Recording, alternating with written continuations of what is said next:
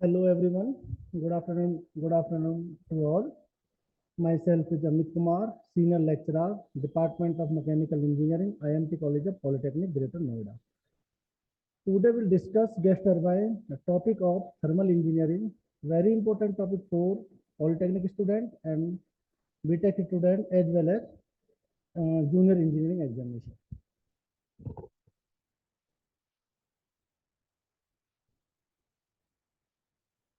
Gas turbine. Gas turbine is a internal combustion machine. Internal combustion means जिसमें हम क्या करते हैं कि आग जो हमारा फायर करते हैं, आग जो हम लगाते हैं अंदर की तरफ लगती है, इंजन के अंदर, सिस्टम के अंदर, इसलिए हम इसको बोलते हैं कि जो internal combustion machine. The main parts of the gas turbine, it use for power producing part with the help of the electric generator. The component of the gas turbine is a rotating gas compressor, combustor or heat exchanger, and driving turbine. Driving turbine. Application of gas turbine: aircrafts. Number one, aircrafts. Number two, jet propulsion. Number three, marine fields. Number four, power generation. Types of gas turbine.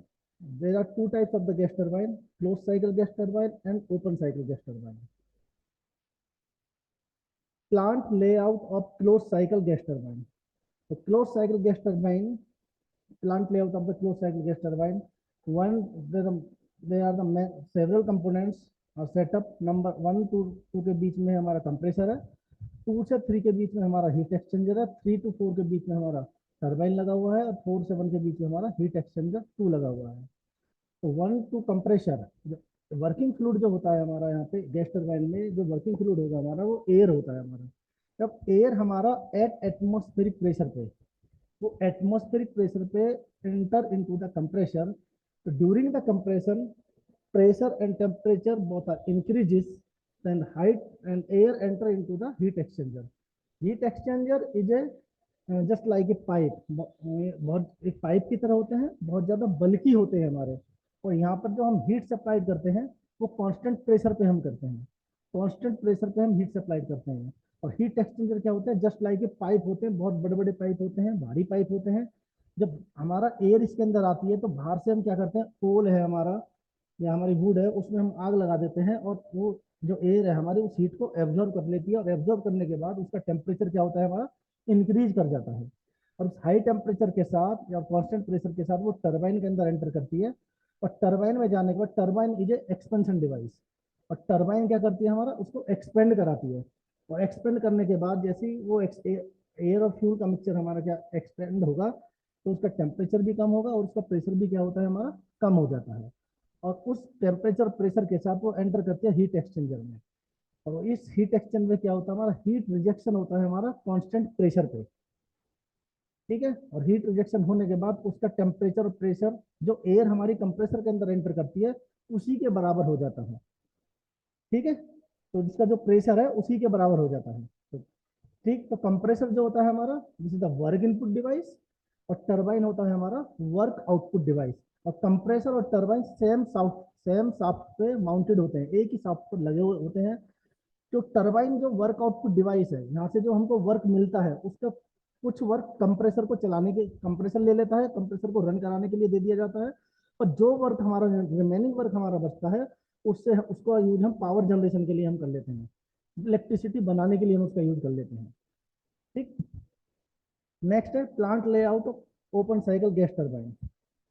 Plant layout of open cycle gas turbine similar, इसमें क्या होता है, 1 से 2 compressor है, 2 से 3 के बीच में कंबस्टन चैम्बर है यहाँ, और 3 to 4 के बीच में हमारा टर्बाइन लगा होता है. इसमें होता क्या है हमारा कि एयर हमारी एटमॉस्फेयर से एंटर करती है कंप्रेसर के अंदर, एटमॉस्फेरिक प्रेशर पे एंटर करेगी कंप्रेसर के अंदर. आफ्टर द कंप्रेशन, जब कंप्रेसर के अंदर एंटर करेगी तो होगा क्या कि एयर का टेम्परेचर और प्रेशराइज होगी, और उसका प्रेशर और टेम्परेचर मेरा क्या होगा, इंक्रीज होगा.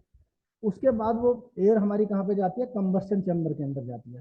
Combustion chamber just like a tube होती है हमारी, एक ट्यूब की तरह होती है हमारी. उस ट्यूब में क्या होता है, जब एयर गर्म एयर इसके अंदर जाती है तो इसके अंदर में लो ग्रेड फ्यूल डाल sorry high grade low grade fuel में डालता हूँ, मतलब पेट्रोल डीजल में डालता हूँ.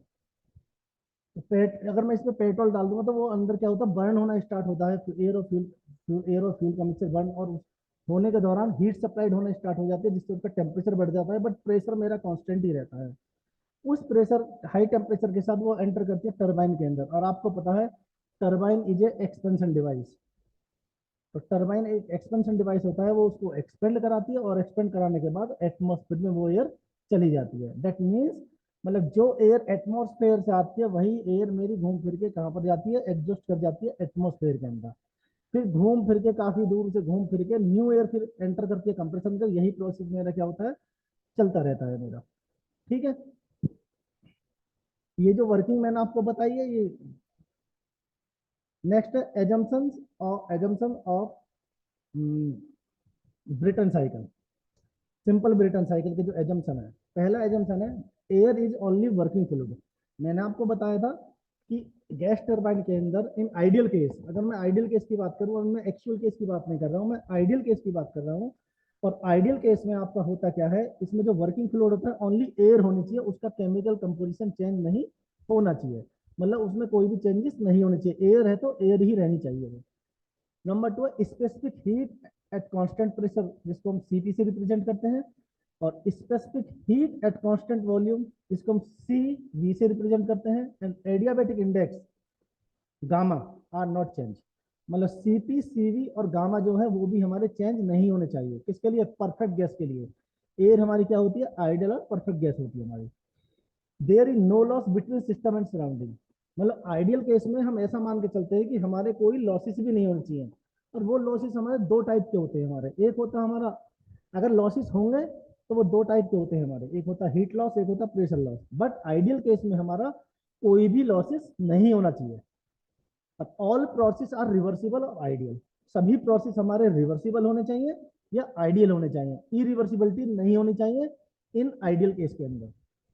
ठीक है, तो दैट मीन्स एयर पहला क्या होता है, air is only working fluid, there is no change in chemical composition. Number two, specific heat at constant pressure, specific heat at constant volume, and adiabatic index gamma are not change. There is no loss between system and surrounding. System और surrounding के बीच में या system और surrounding में कोई भी मेरा लॉसेस नहीं होना चाहिए, और सभी प्रोसेस मेरे क्या होने चाहिए, मेरे रिवर्सिबल या आइडियल होने चाहिए मेरे। ठीक है, अब ब्रेटन साइकिल जो है हमारी, इसमें चार प्रोसेस होते हैं हमारे। वन से टू के बीच में होता है हमारा आइसेंट्रोपिक कंप्रेशन। अब आइसेंट्रोपिक कंप्रेशन का मतलब क्या होता है, जब ड्यूरिंग द कंप्रेशन मैंने आपको बताया था कि मेरा वॉल्यूम मेरा कम होगा और प्रेशर मेरा बढ़ता है। आपको पता है कंप्रेशन का मतलब क्या होता है, किसी चीज को दबाना। ऐसे आपने देखा है कि भाई हम पिंचर वाले की दुकान पर हम जाते हैं तो वहां हम देखते हैं कि एक रेसिप्रोकेटिंग कंप्रेसर लगा रहता है और हम टायर में हवा भरवाते हैं। तो जो जो सिलेंडर होता है उसका, या जो टैंक होता है हमारा जिसमें एयर होती है, वो इतनी सारी, जिसका वॉल्यूम ज्यादा है हमारा उस समय, उसका जो एयर है वो बहुत सारे उसमें भरी हुई है। लेकिन जब वो टायर के अंदर जाती है तो वो क्या होता है, उसका प्रेशर बढ़ता है और वॉल्यूम क्या होता है, मेरा कम होता जाता है, और वॉल्यूम कम होकर हमारे हवा हमारी टायर में भर जाती है। तो ड्यूरिंग द कंप्रेशन क्या हुआ, आपका प्रेशर आपका बढ़ा एज वेल एज टेम्परेचर हमारा बढ़ा। अब इसको आइसन टू से थ्री होता है हमारा कांस्टेंट प्रेशर हीट एडिशन। मतलब प्रेशर मेरा कांस्टेंट होगा और हीट में एडिशन कराऊंगा। मतलब कांस्टेंट प्रेशर का मतलब क्या हुआ कि एयर मेरे अंदर आई है, बाहर से मैंने उसको आग दे दी है और वो हीट को सप्लाइड कर रहा है, प्रेशर मेरा कांस्टेंट ही है। ठीक है, लेकिन जब टेम्परेचर मेरा बढ़ा होगा तो मेरा वॉल्यूम भी मेरा एक्सपेंड, वॉल्यूम भी मेरा क्या होगा, इंक्रीज करा होगा। थ्री से फोर के बीच में है आइसेंट्रोपिक एक्सपेंशन। और आइसेंट्रोपिक एक्सपेंशन थ्री से फोर के बीच में क्या लगा होता है, मेरा टरबाइन लगा होता है। और टरबाइन में ऐसा क्या होता है, मेरा एक एक्सपेंशन प्रोसेस होता है। क्या होता है, मेरा एक्सपेंशन डिवाइस होता है मेरा। और जब कोई चीज एक्सपेंड करती है उसका प्रेशर भी कम होता है एज वेल एज टेम्परेचर भी कम होता है, और वॉल्यूम मेरा क्या करता है, मेरा इंक्रीज करता है मेरा। फोर से वन के बीच में मेरा constant pressure heat rejection. Constant pressure heat rejection मतलब प्रेशर कांस्टेंट रहेगा और मेरा हीट रिजेक्शन होगा। हीट रिजेक्शन कैसे होगा, जब एयर आपकी हीट एक्सचेंजर के अंदर आई होगी तो उस हीट रिजेक्शन कराने के लिए मैं क्या क्या करा होगा, मैंने उसके ऊपर से वाटर डाला होगा। वाटर में डालूंगा तो वो ठंडा हुआ होगा, ठंडा होने का मतलब क्या है कि हीट रिजेक्शन हुआ होगा उसके अंदर से। इसलिए किस पे होती है, वो कांस्टेंट प्रेशर पे। अब एक डाउट आता है हमारा कि सर मैं कांस्टेंट वॉल्यूम क्यों नहीं है मेरा यहाँ पे। अगर मैं कांस्टेंट वॉल्यूम करूं तो आपको पता है आइडियल गैस इक्वेशन होती है आपका PV equal to M R T. PV equal to M R T. तो आप देखिएगा कि प्रेशर में कांस्टेंट लेके चल रहा हूं, और एम क्या है मेरा आइडियल गैस के लिए, मैं आइडियल गैस के लिए वन कंसीडर कर लेते हैं, 1 किलोग्राम। और आर होता है मेरा गैस कांस्टेंट, वो भी मेरा कांस्टेंट है। तो प्रेशर भी कांस्टेंट है, मास भी कांस्टेंट है, और मेरा गैस कांस्टेंट भी मेरा कांस्टेंट है। तो क्या बचा, volume is directly proportional to the temperature. तो आपने देखा ना कि जब मैंने हीट सप्लाइड कर रहा था तो टेम्परेचर मेरा बढ़ा तो मेरा वॉल्यूम भी मेरा बढ़ा। अब देखिए पीवी डायग्राम है हमारा, इस पीवी डायग्राम में देखिए 1 से 2 है मेरा आइसेंट्रोपिक कंप्रेशन। जब 1 से, इस 1 से जब मैं कंप्रेशन कर रहा हूँ तो आप देखिए जब 1 से मैं 2 पे जा रहा हूँ तो देखिए धीरे धीरे प्रेशर का है मेरा वाई एक्सिस पे है और वॉल्यूम मेरा एक्स एक्सिस पे है। तो आप देखिए 1 से मेरा कंप्रेशन होना स्टार्ट हो रहा है, जब एयर यहाँ से एंटर कर रही है तो ड्यूरिंग द कंप्रेशन आप देख रहे हैं कि प्रेशर आपका, जो आपका प्रेशर है वो आपका इंक्रीज करता जा रहा है धीरे धीरे धीरे धीरे धीरे, और वॉल्यूम आपका डिक्रीज करता जा रहा है। ठीक है। सिमिलरली 2 से 3 है मेरा, 2 से 3 है मेरा कांस्टेंट प्रेशर हीट एडिशन। अब देखिए जो पॉइंट 2 है आपका, ये पॉइंट 2 और पॉइंट 3 का P2 देखो, ये हॉरिजॉन्टल लाइन है, इसके करस्पॉन्डिंग देखिए। तो P2 जो पॉइंट 2 का प्रेशर है वही पॉइंट 3 का प्रेशर है, तो दोनों पॉइंट का प्रेशर सेम है, तो मैं बोल सकता हूँ प्रेशर इज कांस्टेंट। इस कांस्टेंट प्रेशर पे मेरा क्या हो रहा है, हीट रिजेक्शन हो रहा है मेरा। ठीक है। अब 3 से 4 के बीच में क्या है मेरा, क्या लगा रहता है मेरा, टरबाइन लगा रहता है। और टरबाइन कैसा होता है आपका, एक्सपेंशन डिवाइस। और ड्यूरिंग द एक्सपेंशन आपको पता है कि प्रेशर आपका कम होता है और वॉल्यूम आपका इंक्रीज करता है, और टेम्परेचर भी क्या होता है आपका, कम होता है। अब देखिए जो आपका 3 है, इस 3 से मेरा टरबाइन के अंदर एयर आपकी एंटर कर रही है, और एंटर करने के बाद वो जब एक्सपेंड हो रही है तो प्रेशर क्या है आपका, जो प्रेशर आपका वो धीरे धीरे कम हो रहा है, और वॉल्यूम आपका एक्स एक्सिस के अबाउट वो इंक्रीज करता जा रहा है। और 4 से 1 के बीच में क्या लगा रहता है मेरा, हीट एक्सचेंजर लगा रहता है दूसरा। और इस हीट एक्सचेंजर पे क्या होता है मेरा, हीट रिजेक्शन होता है 4 to 1 के बीच में और एट कांस्टेंट प्रेशर पे। अब यहाँ पे लिखा हुआ है कि एस का मतलब होता है एंट्रोपी, एस का मतलब होता है एंट्रोपी। और एंट्रोपी कांस्टेंट क्यों होती है, चाहे देखो चाहे रिवर्सिबल आइसेंट्रोपिक प्रोसेस, तो इसको क्यों बोला गया, क्योंकि मेरी एंट्रोपी क्या होती है यहाँ पे, कांस्टेंट होती है। क्यों होती है, क्योंकि एंट्रोपी का फॉर्मूला होता है ds बराबर D dash Q by T. ds होता है change in entropy, D dash Q होता है आपका heat transfer, divided by T होता है आपका टेम्परेचर। तो एडियाबैटिक प्रोसेस के अंदर क्या होता है, हीट ट्रांसफर आपका जीरो होता है। जब हीट ट्रांसफर आपका जीरो होता है तो जीरो बाई टेम्परेचर, तो क्या होगा जीरो, तो डीएस बराबर क्या होगा जीरो। तो डीएस बराबर क्या होगा जीरो, तो प्रोसेस कहाँ से, इनिशियल पॉइंट क्या है आपका 1, फाइनल पॉइंट आपका 2। तो जब आप इसको इंटीग्रेट करोगे डीएस को 1 से 2 जाओगे तो initial limit to final limit, तो S2 - S1 बराबर क्या आ जाएगा आपका जीरो। जब जीरो आएगा तो S2 किसके बराबर हो जाएगा, S1 के बराबर हो जाएगा। इस वजह से एंट्रोपी क्या होती है, इसमें कांस्टेंट होती है। तो दैट मीन्स मेरा कहने का मतलब ये है, चाहे आइसेंट्रोपिक कंप्रेशन प्रोसेस हो, चाहे आइसेंट्रोपिक एक्सपेंशन प्रोसेस हो, कोई सा भी प्रोसेस हो, उस केस में आइडियल केस के अंदर हमेशा जो एंट्रोपी होगी वो हमेशा कांस्टेंट होती है। हमेशा एंट्रोपी क्या होगी आपकी, कांस्टेंट होगी, और चेंज इन एंट्रोपी हमेशा जीरो होती है। और जैसे जैसे मेरा प्रेशर बढ़ेगा, प्रेशर बढ़ रहा है, कांस्टेंट प्रेशर है मेरा, हीट रिजेक्ट हीट मैं उसको हीट दे रहा हूँ, अगर मैं किसी को हीट दूंगा तो उसका टेम्परेचर बढ़ेगा। और हीट मेरा बढ़ रहा है, हीट ट्रांसफर मेरा बढ़ रहा है, तो सीधी सी बात है मेरा एंट्रोपी बढ़ेगा, क्योंकि डीएस बराबर D dash Q by T. अगर मेरा हीट ट्रांसफर बढ़ा तो आपको पता है कि मेरा टेम्परेचर एंट्रोपी मेरी इंक्रीज कर रही होगी। देख लीजिए टीएस डायग्राम पे, जो 1 से 2 डायग्राम है आपका। अब 1 से 2 आप देखिएगा कि 1 से 2 देखो, जो S one equal to S two, मतलब जो पॉइंट 2 की एंट्रोपी है वही पॉइंट 1 की होगी, क्योंकि 1 से 2 क्या आपका आइसेंट्रोपिक कंप्रेशन है। और आइसेंट्रोपिक कंप्रेशन का मतलब क्या होता है कि there is no heat transfer. और 2 से 3 क्या है आपका, कांस्टेंट प्रेशर पे हीट एडिशन हो रहा है, तो हीट आपकी बढ़ रही है तो एंट्रोपी बढ़ रही होगी, एज वेल एज टेम्परेचर भी बढ़ रहा होगा। जब किसी की मैं हीट बढ़ा रहा हूँ तो मेरा टेम्परेचर भी तो बढ़ रहा होगा, और टेम्परेचर के साथ साथ मेरी एंट्रोपी बढ़ रही होगी। देखो पॉइंट 2 पे देखिएगा, पॉइंट 2 पे यहाँ पे क्या हो रहा है, हीट एडिशन होना स्टार्ट हो रहा है, और धीरे धीरे देखिए टेम्परेचर भी बढ़ रहा है, और वाई एक्सिस के अबाउट टेम्परेचर भी बढ़ रहा है, और एक्स एक्सिस के अबाउट एंट्रोपी एस की वैल्यू भी क्या हो रही है आपकी, बढ़ती जा रही है। अब 3 से 4 के बीच में क्या है आपका, टरबाइन लगा हुआ है। और टरबाइन क्या है आपका, एक्सपेंशन डिवाइस है। अब जब कोई चीज एक्सपेंड करती है, सीधी सी बात आपको पता है कि उसका टेम्परेचर भी कम होता है और आपका प्रेशर भी आपका क्या होता है, कम होता है। और एक्सपेंशन हो रहा है, आइसेंट्रोपिक प्रोसेस है, तो एंट्रोपी क्या होगी आपकी, कांस्टेंट होगी। तो पॉइंट 3 की एंट्रोपी किसके बराबर हो जाएगी, 0.4 के बराबर हो जाएगी, S3 = S4। सिमिलरली 4 to 1 के बीच में क्या है आपका, कांस्टेंट प्रेशर पे हीट रिजेक्शन हो रहा है। और जब हीट रिजेक्शन हो रहा है तो आपको पता है टेम्परेचर कम हो रहा है, उसके साथ साथ हमारी एंट्रोपी भी क्या हो रही होगी हमारी, कम हो रही होगी। क्या हो रही होगी हमारी, कम हो रही होगी। अब जैसे मैंने आपको बताया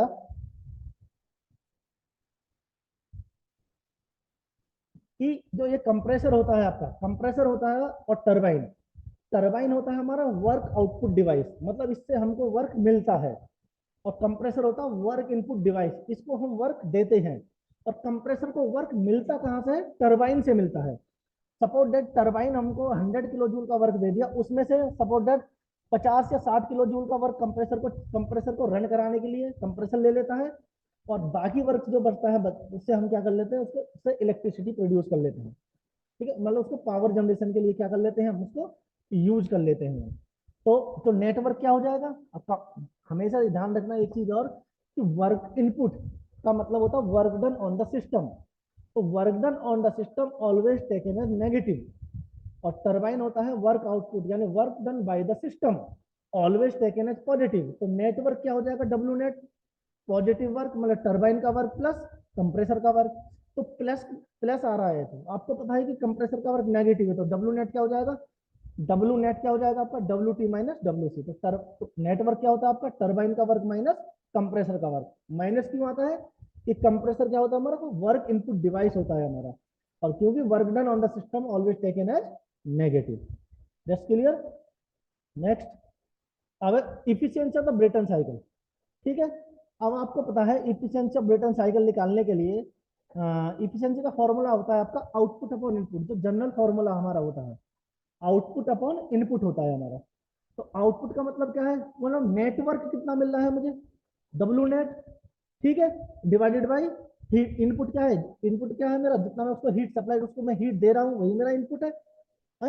और आपको पता है कि according to first law of thermodynamics for a cycle, एक साइकिल के लिए फर्स्ट लॉ ऑफ थर्मोडायनेमिक्स कहता है कि the summation of heat transfer always equal to the summation of work transfer. मतलब जितना उससे हीट ट्रांसफर हो रहा होगा उतना ही मेरा वर्क ट्रांसफर हो रहा होगा। तो डब्ल्यू नेट क्या है मेरा? टरबाइन का वर्क माइनस कंप्रेसर का वर्क, वो किसके बराबर होगा? Heat supplied minus heat rejection. भाई हीट, अगर सिस्टम के अंदर मैं हीट दे रहा हूँ तो मेरा हीट बढ़ेगी, उसको मैं पॉजिटिव लूंगा।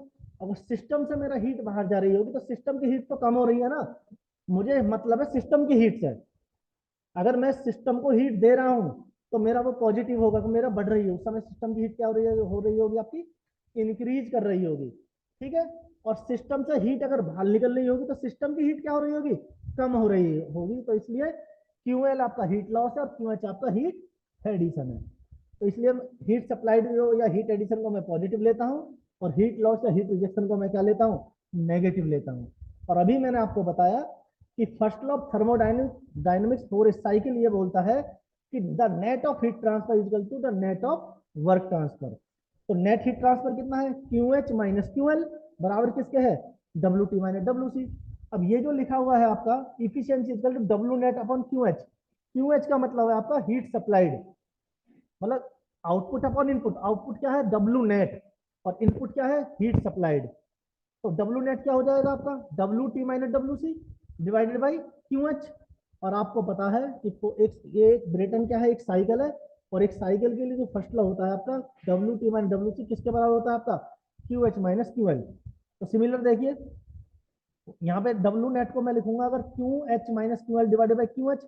क्यू एच सबके नीचे है, सबके बटे में है, तो सबसे अगर मैं डिवाइड करूंगा तो उसको क्या लिखता हूँ? Q H by Q H minus Q L by Q H. तो क्यू एच से क्यू एच कैंसिल आउट हो जाएगा, तो वो बचेगा आपका 1 minus Q L by Q H. और आपको पता है, और क्यू एल क्या है आपका? कांस्टेंट प्रेशर पे हीट रिजेक्शन है, और क्यू एच क्या है आपका? कांस्टेंट प्रेशर पे हीट एडिशन है। अब देखिए, क्यू एल किसके बीच में हो रहा है? 4 से 1 के बीच में। जो 4 से 1 जो प्रोसेस है आपका, जो कांस्टेंट प्रेशर हीट रिजेक्शन हो रहा है, तो अगर मैं इस पे स्टडी फ्लो एनर्जी इक्वेशन में लगाऊं, तो स्टडी फ्लो एनर्जी इक्वेशन ये बोलती है कि जितना उसके अंदर एनर्जी आ रही होगी उतना एनर्जी बाहर जा रही होगी। तो एनर्जी निकालने के लिए क्या स्टडी फ्लो एनर्जी इक्वेशन आपने पढ़ा है? अगर 4 से 1 की बात करूं, 4 पे क्या है मेरा? एंट्री पॉइंट, 1 क्या है मेरा? Living point. तो H four plus C one square by two plus G Z one plus Q L. और क्यू एल क्या है मेरा? हीट रिजेक्शन है, तो उसको मैं कर दूंगा minus Q L equal to H one plus C two square by two plus G Z two plus W net. इसके कुछ एजम्पन्स होते हैं हमारे, आपका बॉयलर है, कंडेंसर है, चाहे आपका हीट एक्सचेंजर है, सबके एजम्पन सेम होते हैं।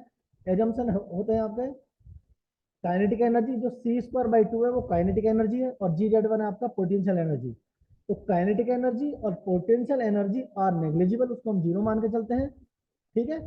दूसरा, there is no work transfer, क्योंकि हीट रिजेक्शन हो रहा है। तो H1 is -12, H4 -12 equal to H1। तो जब QL बराबर हो जाएगा आपका H4 - H1, और H होता है आपका एंथैल्पी, स्पेसिफिक एंथैल्पी। और एंथैल्पी जो होती है कांस्टेंट प्रेशर प्रोसेस पे, चेंज इन एंथैल्पी जो होती है वो हमेशा इक्वल आती है आपकी किसके, नेट हीट ट्रांसफर के बराबर आती है। तो कांस्टेंट प्रेशर पे क्या हो जाएगा, हीट का फॉर्मूला आपने पढ़ा है mc डेल्टा टी। तो कांस्टेंट प्रेशर पे अगर वो क्या हो जाएगा, mcp delta T, m mass, cp specific heat at constant pressure, और delta T T4 - T1। Similarly जो QH है आपका वो हो जाएगा कांस्टेंट प्रेशर पे हीट एडिशन है, किस किस के बीच हो रहा है, 2 से 3 के बीच में। तो हाई टेम्परेचर किसका है, 3 का, 0.3 का, और लोअर किसका है, 2 का। तो mcp T3 - T2। अब mcp से mcp कैंसिल आउट, मैंने यहाँ से क्या करा, इस पे T1 मैंने कॉमन लिया, तो T1 को जब मैं कॉमन लूंगा तो क्या बचेगा अंदर, T4 - T1 -1, और नीचे में कॉमन ले लूंगा T2, तो ये बचेगा मेरा T3/T2 - 1। ठीक है। अब आपको पता है आइसेंट्रोपिक प्रोसेस के लिए हमारी 3 इक्वेशन होती हैं। एक होती है आपकी प्रेशर और वॉल्यूम के फॉर्म में, एक होती है आपकी टेम्परेचर और वॉल्यूम के फॉर्म में, एक इक्वेशन होती है आपकी प्रेशर और टेम्परेचर के फॉर्म में। और एडियाबेटिक प्रोसेस लॉ जो होता है वो होता है पीवी की power gamma equal to constant. Gamma adiabatic index, P pressure, V होता है मेरा वॉल्यूम। तो क्या हो जाएगा, 1 से 2 प्रोसेस हो रहा है आपका, तो P1 V1 की power gamma equal to P2 V2 की पावर गामा, एक तो ये हो गया। दूसरा एक इक्वेशन होती है आपकी T1 V1 की power gamma -1 equal to T2 V2 की पावर गामा -1। एक इक्वेशन होती है आपकी T2/T1 बराबर P2/P1 की पावर गामा -1 अपन गामा। और P2/P1 जो होता है हमारा, ये होता है हमारा प्रेशर रेशियो। ठीक है, क्या होता है हमारा प्रेशर रेशियो। और आपको पता है जो P2 है वो P3 के बराबर होता है, और जो P1 है वो P4 के बराबर होता है। तो सिमिलरली तो T2/T1 क्या हो जाएगा, P2/P1 की पावर के, यहाँ पर के लिया हुआ है गामा की जगह, एडियाबेटिक इंडेक्स है। तो K-1 डिवाइडेड बाई के इक्वल टू P2 किसके बराबर होता है, P3 के बराबर होता है, P1 P4 के बराबर होता है। तो P3/P4 इक्वल टू K-1 बराबर डिवाइडेड बाई के। अब P2/P1 आपको पता है प्रेशर रेशियो होता है, क्या होता है आपका प्रेशर रेशियो होता है आरपी। जब इनका आपको पता है जिस किसी भी इक्वेशन का अगर LHS बराबर है तो उसका RHS भी बराबर होगा। तो आरपी की P2/P1 क्या है आरपी, और P3/P4 भी क्या है आपका आरपी है। आरपी क्या होता है आपका प्रेशर रेशियो। मतलब क्यों है P3/P4 आरपी के बराबर, क्योंकि P2 और P3 का प्रेशर सेम होता है, और 0.1 का 0.4 का टेम्परेचर प्रेशर भी क्या होता है हमारा, सेम होता है हमारा। तो आरपी की power gamma K-1 divided by के, और यहाँ भी आरपी की पावर K-1 डिवाइडेड बाई के। जब ये दोनों बराबर हैं तो T2/T1 किसके बराबर हो जाएगा, बट T2/T1 किसके बराबर हो जाएगा आपका, T3/T4 के बराबर हो जाएगा। तो इस अब मुझे क्या करना है, मेरी जो ये वाली इक्वेशन इसमें मेरा आ रहा है T4/T1 -1, और नीचे आ रहा है आपका T3/T2 -1। तो मुझे इस इक्वेशन को इस फॉर्म में चेंज करना है जो मेरा इजिली सॉल्व हो जाए इक्वेशन। तो मेरा आ रहा है T2/T1 किसके बराबर है, T3/T4। अगर मैं इसको लिख दूं, T4 को मैं यहाँ पे ले जाऊं, और T3 को मैं यहाँ पे ले आऊं, तो देखो T4/T1 इक्वल टू T3/T2 हो गया। और T4/T1 की वैल्यू किसके बराबर है, T3/T2 के बराबर है। इस इक्वेशन में रख दूं मैं, तो इसमें रखूंगा तो ये ऑल ओवर वैल्यू क्या हो जाएगी, T4/T1 T3/T2 ऊपर आ जाएगा। तो T3/T2 -1 डिवाइडेड बाई T3/T2 -1, दोनों इक्वेशन हमारी कैंसिल आउट। बचेगा क्या, इफिशियंसी बराबर 1 - T1/T2। क्या बचेगा मेरा, 1 - T1/T2 बचेगा। और आपको बचा है कि T2/T1 है आपका आरपी की पावर K-1 के, और टी ये T1 ऊपर जाएगा T2 नीचे आएगा, तो ये क्या हो जाएगा 1/RP की पावर K-1 डिवाइडेड बाई के। This is the efficiency of the, देखिए ये आया एन ब्रेटन साइकिल की जो एफिशिएंसी है 1 - T1/T2। और आपको पता है अभी क्वेश्चन मैंने आपको बताई थी कि T2/T1 होता है आपका, क्या होता है आपका T2/P1 की पावर K-1 के, और P2/P1 क्या होता है आपका प्रेशर रेशियो। और जब ये T1/T2 की फॉर्म में लिखूंगा तो क्या हो जाएगा 1 - 1/RP की पावर K-1 के। अब देखिए ये इफिशियंसी का फॉर्मूला आया है आपका 1 - 1/RP की पावर K-1 डिवाइडेड बाई के। अब मैं आपसे बोलूं, अगर मैं K है मेरा एडियाबेटिक इंडेक्स, ठीक है, और आरपी है मेरा प्रेशर रेशियो।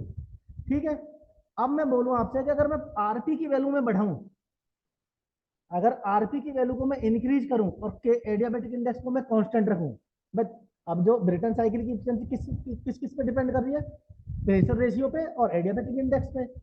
तो अगर मैं बोलूं, पहला पॉइंट है मेरा, पहला केस वन की मैं बात करूं, अगर मैं आरपी की वैल्यू बढ़ाता हूं और एडियाबेटिक इंडेक्स को के की वैल्यू को मैं कांस्टेंट रखता हूं, तो आरपी की वैल्यू बढ़ेगी तो ये ऑल ओवर वैल्यू क्या हो जाएगी मेरी, कम हो जाएगी।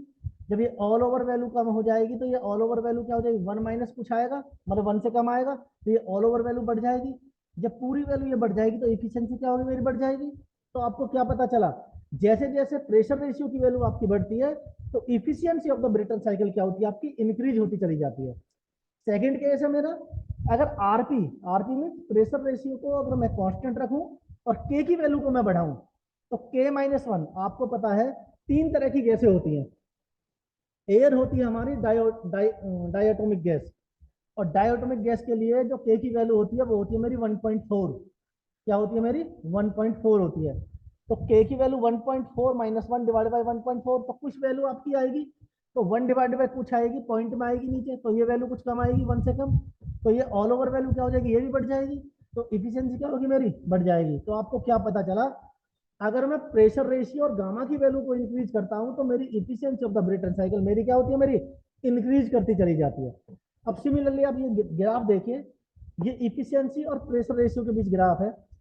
अगर मैं देखिए, यहाँ मैंने, जहाँ ये इफिशियंसी का कर्व है और ये प्रेशर जो ओरिजिन पॉइंट है ये वाला, इसको मैंने यहाँ से क्यों नहीं लिया, इसका रीजन ये है, इस पॉइंट पे इफिशियंसी भी जीरो है यहाँ पे, और आरपी की वैल्यू भी जीरो है। अगर मैं यहाँ में आरपी की वैल्यू जीरो रख दूंगा तो वन बाई जीरो क्या आता है आपका, इन्फानाइट। तो वन बाई इन्फानाइट क्या हो जाएगा, इन्फानाइट आ जाएगा, तो इफिशियंसी क्या हो जाएगी आपकी, इन्फानाइट। वन माइनस इन्फानाइट क्या आता है आपका, इन्फानाइट आएगा। तो ऐसा तो नहीं है कि कोई ऐसी कोई साइकिल ही नहीं बनी जिसकी इफिशियंसी आपकी, ऐसी कोई मशीन ही नहीं है जिसकी इफिशियंसी 100% हो। यही आपका केल्विन प्लांक स्टेटमेंट होता है आपका। ठीक है, यही बोला था। केल्विन प्लांक स्टेटमेंट क्या होता है, there is a no device, मतलब जितना मैं उस इनपुट दूं मुझे उतना आउटपुट दे दे, यही बोलता है। मतलब ऐसी कोई मशीन नहीं बनी जितना मैं उसको इनपुट दूं मुझे उतना आउटपुट मिल जाए, कहीं ना कहीं लॉसेस होते हैं हमारे, इस वजह से 100% इफिशियंसी नहीं आती हमारी। ठीक है, अगर आरपी की वैल्यू, तो अगर आरपी की वैल्यू मैंने वन रखी, और आरपी की वैल्यू मैं वन रखूंगा, देखो आरपी की वैल्यू मैंने वन रखी तो वन बाई, ये ऑल ओवर वैल्यू वन हो जाएगी, तो वन बाई वन क्या हो जाएगा, तो वन बाई वन क्या हो जाएगा मेरा, आरपी की वैल्यू यहाँ वन रखो, वन बाई वन क्या हो जाएगा, वन आएगा, वन वन जीरो हो जाएगा, तो जीरो में वन रख नहीं सकता, तो आरपी की वैल्यू क्या होगी, मुझे कुछ बढ़ाकर रखनी पड़ेगी। तो आरपी की वैल्यू मैंने कहा यहाँ से करा, अगर आरपी की वैल्यू मेरी वन है, आरपी की वैल्यू, अब देखो, अब मैं प्रेशर रेशियो मैंने बढ़ाया, अब गामा की वैल्यू, अब तीन तरह की हमारी गैसेस होती है, एक होती है हमारी मोनोएटोमिक, एक होती है हमारी डायटोमिक, एक होती है हमारी ट्राइएटोमिक। जो मोनोएटोमिक गैसेस होती है हमारी, वो होती है हमारी हीलियम आर्गन। और हीलियम आर्गन के लिए अगर गामा की वैल्यू आपको निकालनी है तो उसका एक फॉर्मूला होता है, वो होता है आपका gamma equal to one plus two by N. Formula होता है गामा इजकल टू, तीनों गैसेस के लिए सेम फॉर्मूला होता है, gamma equal to one plus two by N. N होता है आपका degree of freedom. Mono atomic gas के लिए डिग्री ऑफ फ्रीडम जो होता है आपका, वो होता है सिक्स। तो one plus two by six क्या क्या जाएगा भाई, one plus two by, two by, sorry, degree of freedom होता है three, sorry sorry, monoatomic gas के लिए जो डिग्री ऑफ फ्रीडम होता है वो होता है थ्री। तो one plus two by N, N क्या है, डिग्री ऑफ फ्रीडम। तो मोनोएटोमिक गैस के लिए डिग्री ऑफ फ्रीडम कितना होता है आपका, थ्री होता है। तो one plus two by three कितना होता है, 0.67, तो 1.67। तो मोनोएटोमिक गैस के लिए गामा की वैल्यू कितनी आती है, 1.67। सिमिलरली डायएटोमिक के लिए गामा की वैल्यू कितनी होती है आपकी, 1.4। तो डिग्री ऑफ फ्रीडम कितना हो जाएगा आपका, पांच। डायोटोमिक गैस के लिए डिग्री ऑफ फ्रीडम कितना होता है, पांच। तो gamma equal to one plus two by N, N की वैल्यू पांच, दो बटा पांच, 0.4, तो 1.4 आ गया आपका। सिमिलरली ट्रायोटोमिक गैस, ट्रायोटोमिक गैस के लिए जो डिग्री ऑफ फ्रीडम होता है वो होता है सिक्स। तो one plus two by six, तो दो में सिक्स के से डिवाइड करोगे तो 0.33 आता है। तो आपका ट्रायोटोमिक गैस के लिए क्या आता है आपका, 1.33 आता है। तो गामा की वैल्यू जैसे आप बढ़ाओगे, यहाँ से ये आ गया आपका 1.4 का, इसके ऊपर एक कर्व, यहीं से एक कर्व ऐसे खींच दो, तो गामा की वैल्यू कितनी है, 1.67, और इसके नीचे एक कर्व आएगा, तो आ जाएगा गामा की वैल्यू कितनी आ जाएगी, 1.3। तो इससे क्या पता चला, जैसे जैसे गामा की वैल्यू आपकी बढ़ी और प्रेशर रेशियो की वैल्यू आपकी बढ़ी, तो इफिशियंसी क्या होगी आपकी, इंक्रीज हो गई आपकी। इफिशियंसी क्या होगी आपकी, इंक्रीज हो गई आपकी। नेक्स्ट अब है advantages of close cycle over the open cycle. इनके एडवांटेजेस क्या हैं? तो ये बोल रहा है close cycle are more efficient than open cycle. भाई क्लोज साइकिल की इफिशियंसी ज्यादा क्यों होती है ओपन साइकिल से? वो इसलिए होती है, ओपन क्लोज साइकिल के अंदर जो गैस एक बार अंदर आ गई, जो एयर एक बार एयर आपकी बढ़ गई, वही सर्कुलेट होती रहती है, वो बाहर तो जाती नहीं है, वही सर्कुलेट होती रहती है। बट ओपन साइकिल के अंदर एयर जो एक बार अंदर चली गई वही एटमॉस्फेयर में आ जाती है, मतलब एटमॉस्फेयर से एयर जाती है और एटमॉस्फेयर में ही वो एयर हमारी बाहर निकल जाती है। बट क्लोज साइकिल के अंदर हम एयर के साथ साथ हम क्या करते हैं, हमारा हीलियम आर्गन का भी हम यूज कर सकते हैं। और अभी मैंने आपको बताया था कि हीलियम और आर्गन के लिए गामा की वैल्यू जो होती है वो 1.67 होती है, और एयर के लिए यानी डायोटोमिक गैस के लिए कितनी होती है, 1.4। तो गामा की वैल्यू जैसे मेरी इंक्रीज करी तो मेरा इफिशियंसी बढ़ गई। इसीलिए close cycle are more efficient than open cycle. Just clear. Second one, we can use any fluid that better fluid properties. हम ऐसा फ्लूइड यूज करते हैं जिसकी प्रॉपर्टी बहुत अच्छी हो, ठीक है, जिसकी जिसकी प्रॉपर्टी हमारी बहुत अच्छी हो, वो फ्लूइड का हम यूज करते हैं हमारा, ठीक है। तो एयर की जो फ्लूइड प्रॉपर्टी होती है वो बहुत अच्छी होती है, इसलिए हम यहाँ पे एयर का यूज करते हैं। अब they can work below the atmospheric pressure. जो क्लोज साइकिल होती है ये बिलो दी एटमॉस्फेरिक प्रेशर पे वर्क करती है, और open cycle at atmospheric pressure पे वर्क करती है। क्यों करती है मैं आपको दिखाता हूं अभी। ये देखिए, ये देखिए टीएस डायग्राम पे देखिए, अगर यहाँ पे ये 1 से 4 के बीच में अगर मैं इसको रिमूव कर दूं, इस वाली लाइन को, इस वाले ग्राफ को, तो 1 से एंटर किया 4 चलेगा, ये हो जाती है ओपन साइकिल, ठीक है। अब इस पॉइंट 1 को मैं जितना नीचे बढ़ाऊंगा उतना ही 4 मेरा थोड़ा सा नीचे आएगा, तो वो भी एटमॉस्फेयर में ही है।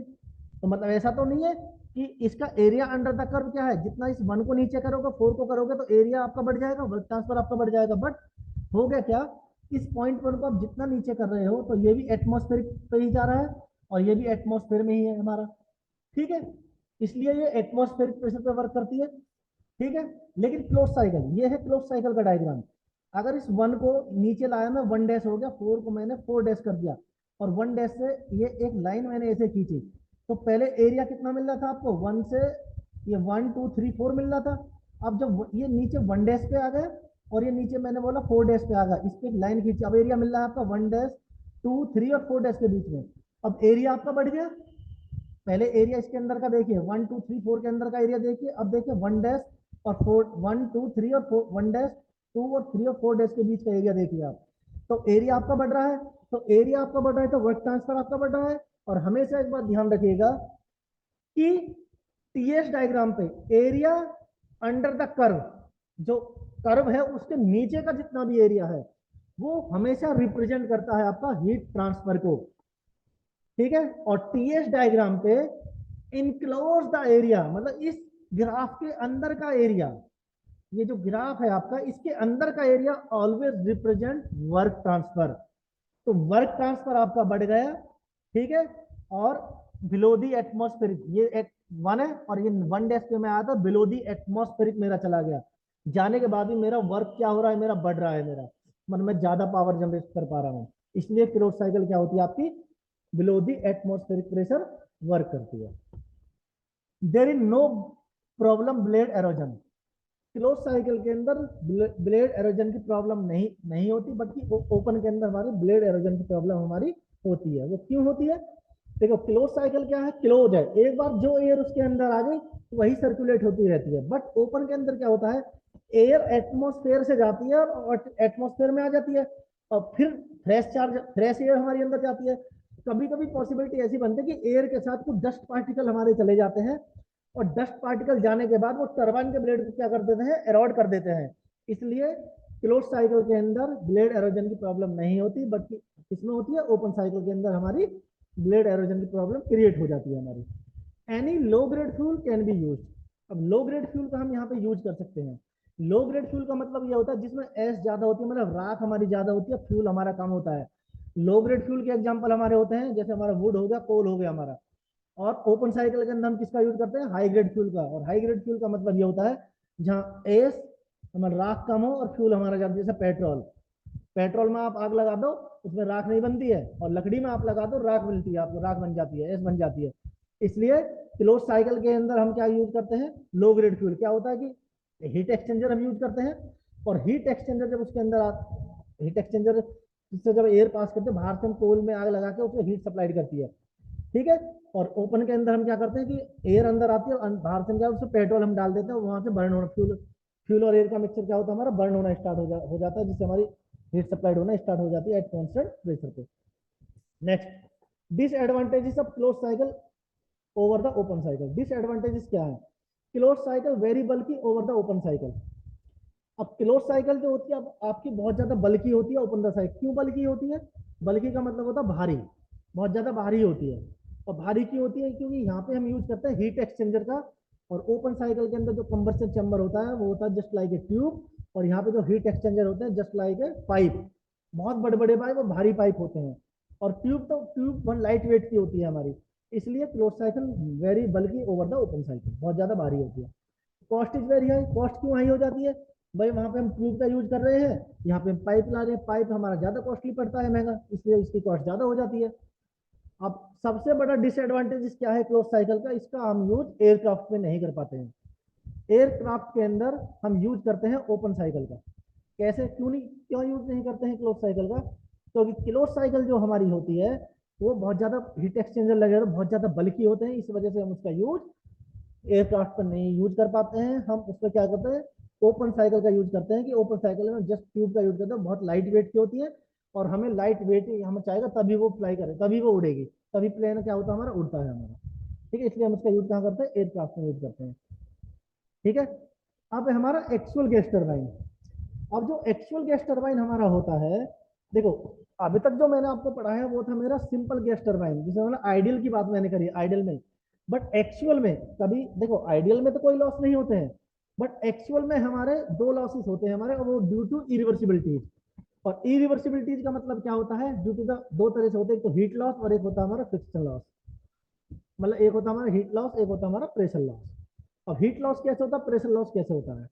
अब ड्यूटा आपको एक चीज और मैं बता दूं, कि आइडियल केस में एंट्रोपी जो होती है एडियाबेटिक प्रोसेस के लिए वो हमेशा कांस्टेंट होती है, बट ये ड्यू टू इरिवर्सिबिलिटीज की वजह से हम एंट्रोपी हमेशा हमारी इंक्रीज करती है। तो हीट लॉस कैसे हो रहा है हमारा, अभी तक मैंने जो एजम्पशन आपको बताए थे, मैंने बोला था there is no losses between system और सराउंडिंग। अब यहाँ पे सिस्टम और सराउंडिंग पे के बीच में लॉसेस हो रहे हैं, एक हीट लॉस एक प्रेशर लॉस, ठीक है। और किसकी वजह से हो रही है हमारा, ड्यू टू इरिवर्सिबिलिटीज की वजह से। और इरिवर्सिबिलिटीज क्यों क्यों आती है, ड्यू टू द फ्रिक्शन की वजह से, हीट लॉस की वजह से। और हीट लॉस जो होता है हमारा किसकी वजह, कहाँ पे देखने को मिलता है हमारा, क्यों देखने को मिलता है, कंप्रेसर और टरबाइन के ऊपर क्यों देखने को मिलता है हमारा, कंप्रेसर और टरबाइन में हमको हीट लॉस देखने को मिलता है। क्यों, आइडियल केस में हम मान के चलते हैं कंप्रेसर में कोई हीट ट्रांसफर नहीं होता, हम उसको इंसुलेटेड मान के चलते हैं उसकी बाउंड्री को, ठीक है। और टरबाइन की जो हमारे बाउंड्री होता है उसको हम इंसुलेटेड मान के चलते हैं, और इंसुलेशन का मतलब होता है there is no heat transfer. But actual condition में ऐसा नहीं होता है, इस वजह से जो हमें देखने को मिलता है हीट लॉस वो कंप्रेसर और टरबाइन के बीच में मिलता है। अब कंप्रेसर किसके बीच लगा हुआ था हमारा, 1 से 2 के बीच में, तो 1.1 से कुछ एनर्जी उसके अंदर आ रही होगी, तो उसको मैंने बोला H1। एंथैल्पी क्या होती है आपकी, enthalpy is the form of the energy, enthalpy भी एक ऊर्जा की ही फॉर्म है, एनर्जी की ही फॉर्म होती है। तो 0.1 पे वो एंट्री कर रही है, तो उसको मैंने बोला एंथैल्पी H1 है उसकी, प्लस कंप्रेसर पे कुछ वर्क, कंप्रेसर को हमें कुछ वर्क देना पड़ रहा है, WC the work of compressor, यानी एनर्जी बैलेंस इक्वेशन मैंने लगाया, एनर्जी इन एनर्जी आउट। तो H1 0.1 की एंथैल्पी एनर्जी, कुछ कंप्रेसर को वर्क देना पड़ रहा है, WC बराबर H2 0.2 से बाहर जा रही है मेरी एयर, तो कुछ हीट एनर्जी लेके जा रही है, प्लस कुछ आइडियल केस में तो मैंने बोला there is no heat transfer, but अब कुछ हीट लॉस हो रहा है। हीट लॉस कहाँ से हो रहा है, 0.2 से हो रहा है, उसको मैंने बोला प्लस क्यू लॉस, ठीक है। तो WC क्या हो जाएगा, H2 माइनस H1 हो जाएगा प्लस क्यू लॉस। अब आप देखो ये जो क्यू लॉस अब ज्यादा हो रहा है, तो कंप्रेसर का वर्क क्या हो रहा है, due to the presence of the heat loss in the compressor, जो कंप्रेसर के अंदर हीट लॉसेस हो रहे हैं उसकी वजह से क्या हो रहा है, कंप्रेसर का वर्क बढ़ रहा है आपका। और कंप्रेसर का वर्क बढ़ रहा है तो क्या हो रहा है, आपकी जो टरबाइन हमें वर्क दे रहा है वो उसका ज्यादातर वर्क तो कंप्रेसर खा जा रहा है, उससे मैं बिजली बनाई, उतनी बिजली मैं आउटपुट दे ही नहीं पा रहा हूँ। तो मैं क्या करता हूँ, उनको क्या करता हूँ, मिनिमाइज करता हूँ, उन लॉसेस को मिनिमाइज करने के लिए मैं क्या करता हूँ, कंप्रेसर के ऊपर क्या कर देता हूँ, कोटिंग कर देता हूँ। ठीक है, ठीक है। नेक्स्ट ये देखिए, एयर यहाँ से पॉइंट 1 से आ रही है कंप्रेसर में, पॉइंट 2 से बाहर जा रही है, और यहाँ पे आके कुछ हीट लॉसेस हो रहे हैं। देखो एनर्जी इसके अंदर आई, कंप्रेसर ने उसका टेम्परेचर बढ़ाया, उस हाई टेम्परेचर के साथ वो लीव करी, और लीव करने के बाद उसका कुछ हीट, टेम्परेचर बढ़ा होगा तो हीट हीट आई होगी उसके अंदर। हीट वो कहाँ पे जा रही है, एटमोस्फेयर में जा रही है, मतलब हीट लॉस हो रही है। कंप्रेसर क्या है, दिस इज द सिस्टम। इसके बाद हीट जा रही है तो हीट लॉस हो रहा है आपका। नेक्स्ट टरबाइन, मैंने आपको पता दो जगह आपको देखने को मिलती है टरबाइन पे। तो टरबाइन किसके बीच में लगी रहती है आपकी, 3 और 4 के बीच में। आइडियल केस में टरबाइन का वर्क क्या होता है आपका, H3 - H4।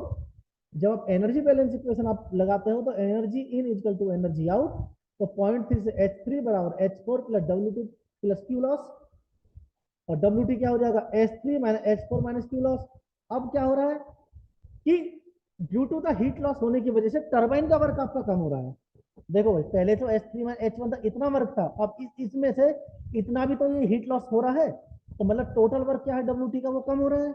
और इसको कम करने के लिए मैं क्या करता हूँ, मैं ना कोटिंग कर देता हूँ। मैं टरबाइन में क्या करता हूँ, मैं इस लॉसेस को मिनिमाइज करने के लिए क्या करता हूँ, मैं कोटिंग करता हूँ। अब आपको पता है डब्ल्यू नेट, मैंने आपको बताया कि टरबाइन का वर्क माइनस कंप्रेसर का वर्क। आपको पता है कि आपका टरबाइन का वर्क यहाँ पे कम हो रहा है, कंप्रेसर का वर्क बढ़ रहा है, मतलब नेगेटिव वैल्यू बढ़ रही है, पॉजिटिव वैल्यू कम हो रही है। टरबाइन का work is the positive work, compressor का work this is the negative work. तो नेगेटिव वर्क आपका बढ़ रहा है, कंप्रेसर वर्क आपका कम हो रहा है। तो नेगेटिव वैल्यू ज्यादा बढ़ रही है कंप्रेसर कंप्रेसर से, इससे जो नेगेटिव वैल्यू ज्यादा कम हो रहा है, ये और ज्यादा बढ़ रहा है, तो ऑल ओवर वैल्यू क्या हो रही है, ये बढ़ जा रही है, और ये कम हो रही है, सॉरी, और डब्ल्यू नेट भी क्या हो रहा है आपका, कम हो रहा है। और इफिशियंसी क्या है आपका, W net upon heat supplied. ठीक है, output upon input. Next losses होते हैं हमारे प्रेशर लॉसेस। और प्रेशर लॉसेस किसकी वजह से होता है, ड्यू टू द फ्रिक्शन। कहां पे देखने को मिलता है हमारा, कंबस्शन चैम्बर या हीट एक्सचेंजर। देखो 2 से 3 के बीच में आइडियल केस में आपका प्रेशर क्या था, कांस्टेंट था। कांस्टेंट प्रेशर पे हीट एडिशन हो रहा था, और कांस्टेंट प्रेशर पे ही आपका हीट रिजेक्शन हो रहा था। ठीक है, और जब एयर और फ्यूल का मिक्सचर कंबस्शन चैम्बर के अंदर यहाँ पे आया और फ्यूल यहाँ पे मिक्स हुआ, तो एयर क्या हुई आपकी, एक्सपेंड होना स्टार्ट हुई। तो एक्सपेंड हुई होगी तो कंबस्शन चैम्बर या हीट एक्सचेंजर जो सरफेस है, वहां पे फ्रिक्शन क्रिएट हुआ होगा, और फ्रिक्शन की वजह से क्या हुआ होगा, प्रेशर कम हो गया होगा। तो डेट मीन्स जब 2 से वो एंटर कर रहा था, 2 से वो एंटर कर रहा था और 3 से कर रहा था, तो 0.2 से और 3 का प्रेशर मेरा सेम था, लेकिन जब वो एक्सपेंड करते करते 3 से लीव करा होगा, तो 0.3 का प्रेशर कम हो गया होगा। ठीक है, सिमिलरली जब 0.4 से वो आया होगा, पॉइंट इसका प्रेशर कम हो गया होगा। ये वही डायग्राम है, यहाँ पे लॉसेस देखने को मिल रहे 3 और 4 के बीच में आपको। इसको बोलते हैं हम एक्चुअल गैस टरबाइन। क्या बोलते हैं, हमारा actual gas turbine. Thank you.